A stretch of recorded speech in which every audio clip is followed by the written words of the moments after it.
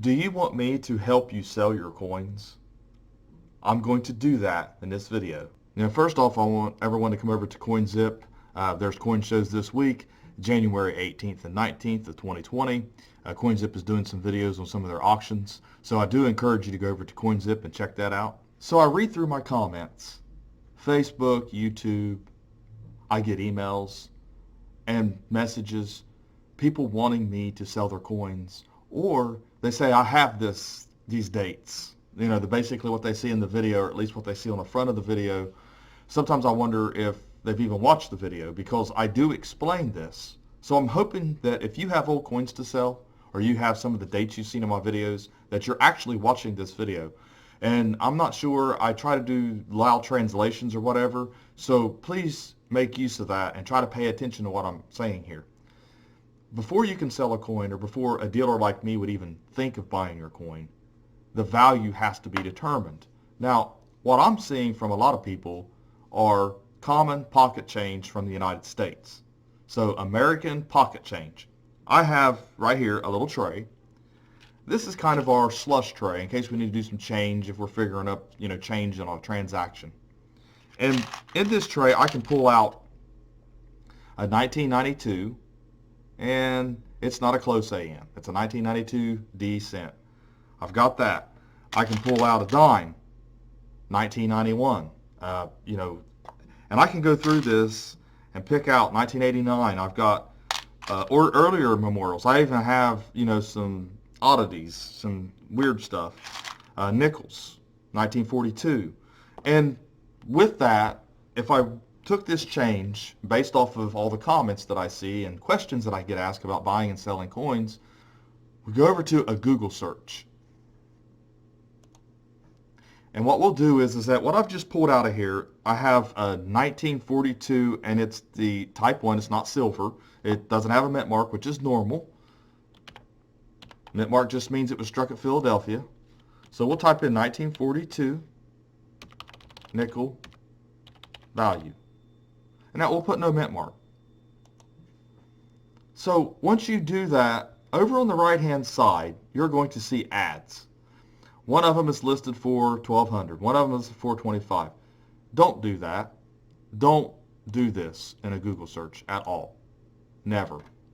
If you really want to know what these are selling for, go to here. And the reason I'm telling you eBay is that it's the quickest, easiest place to see what some raw coins are selling for. You're still going to see some wrong values, but let me show you. 1942. And you don't want to put in no mint mark, okay?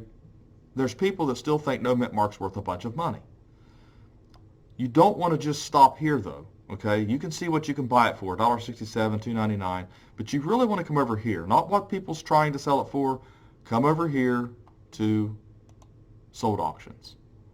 You've got silver nickels, 3 of them for $5.50, okay? And same with the uncirculated roll of war nickels. Those are silver, okay? So you're looking for something that's circulated that's not silver. You're probably not going to find it. You may see it sell for $1. Here's one for $2.69. It's an S. So what I'm trying to get at is that non-silver 1942 type 1 planchet, just your regular nickel planchet alloy with copper, is not worth that much. If $1, maybe. Okay, someone wants to fill a hole in their collection, that's fine. So in other words, if you want me to buy your coin, I can't buy it. I can't buy coins like these that I find in my change. Okay, it's not worth the shipping because the shipping is going to cost several dollars to ship over here. So I can't buy it. Also, just because Etsy, like you saw, I showed you Etsy, I can do this with several coins. They're not worth that much money. And I know you see it in a video and you see the dates and a 69S or maybe a double die for a 58, or you see a 92 close AM or something like that, and you think, oh, I've got a 92 or I've got a 69S. That's not what it means. You actually have to watch that video. You actually have to look at it. So if you want someone to sell your coins, you're going to have something that's more valuable than pocket change. You can't have a 76 quarter, okay, 1976. You can't have a 70 mint mark or a 1970 Lincoln cent. I've got rolls, and I mean BU rolls, really nice. coins here. I mean, just rolls of them that I haven't done anything with. I typically take them to the bank. I'm probably going to search them to see if there's anywhere sending off, but see, that's the thing. Dealers are not going to look at your coins, your nice coins that you cherry picked yourself, and say, okay, I'm going to buy it because I think it looks 68 like you said. They won't do that. Okay? Dealers get rolls of this stuff all the time, and typically it goes to the bank unless they want to sell it to a collector that might be interested in trying to cherry pick for a grader. You know, and like I said, you can do the bulk submissions, put $9 a coin in it, maybe NGC, get you a membership. I've got a couple unsearched rolls here.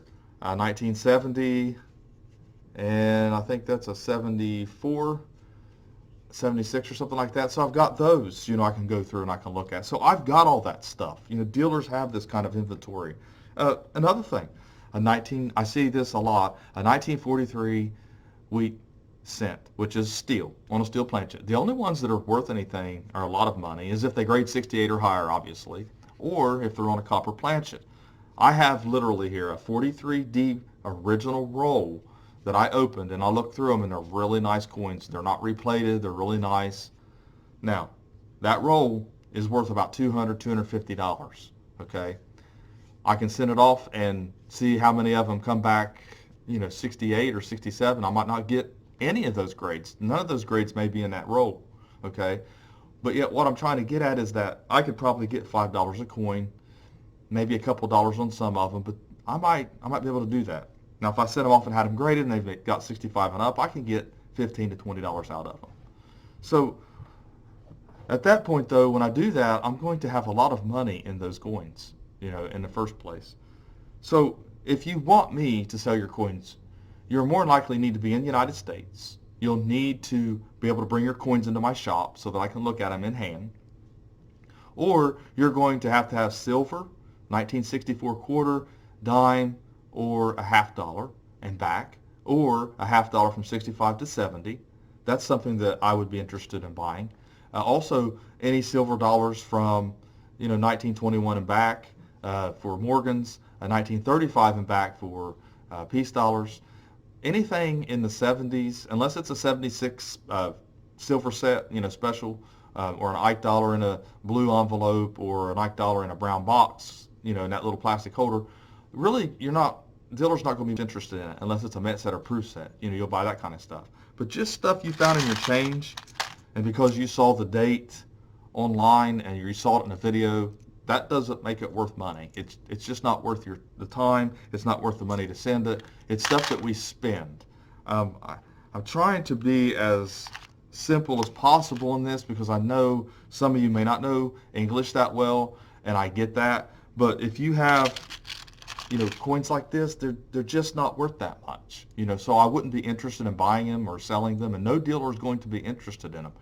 Just because a coin's from the United States, it doesn't mean that it's worth a lot of money, especially if you're finding it in your change. You know, it's one thing if someone collected them in their old type coins and things like that. That's what dealers are looking for. That's what they're interested in. You know, for me, I actually have to buy silver coins, type coins, and copper type coins and things like that. I can't spend so much time buying raw, supposedly mint errors or varieties.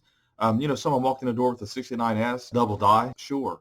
If they walked in with an 83 struck on a bronze planchet or an 82D small date on a bronze planchet, something like that that's raw, I would handle it for you. But just because you think your 76 quarter is a double die, or just because you think your 70 is a double die, or it's a 68 or a 67 grade, I don't buy it like that. I wouldn't be interested.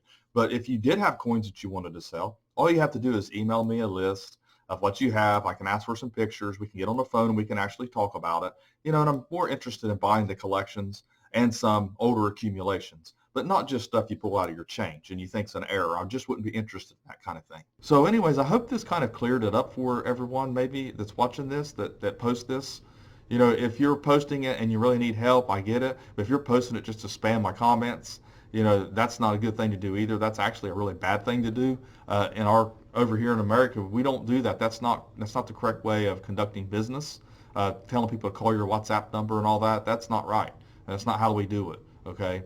If you really have something you want to contact a dealer, you call that dealership, okay? And, you know, if you need a translator, then use a translator because, you know, sometimes I get calls and I can't understand what someone's saying. And, you know, it's just not going to work that way, you know, and I apologize for that, but that's just the way it is. So thanks for watching my latest video. Please like, share, and comment, and have a great day.